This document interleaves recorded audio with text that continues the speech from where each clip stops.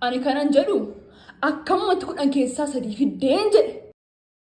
Uffata dhabdee qullaa deemte moo? Nyaata dhabdee agabuu deemte moo?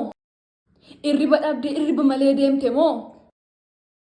Kunimmoo maal jedha? Maanni isheen Ingiliffaan achitti barraa'ee jiru kunimmoo? Barsiisaan sun Ingiliffaan jabaadhu abdiin kutatee barriin darbaa naan jedha. Jabaadhu siin jedhee? Eenyu namni kudhan keessaa kudhan fideen jiru sin keessaa? Jira boontuu qofaa kudhan keessaa kudhan argate. Isheen maaliin si caalti ree? Bareedduudha. Bareedduudha? Fokkisaa wayii. Tu qoonqoo ta'e tu kubbaa dhiituu ta'e maa namni si caalu hin jiru? Maal fakkaata kuni? Ani immoo kan na dhibee kan baranaa immoo gudiidha. Maan natti dhugaa itti hunda isaa deebiste immoo? Barsiisaan nama guddaadha hin sobane hunduma isaa dhugaa. Biyyoo kana gad dhugi.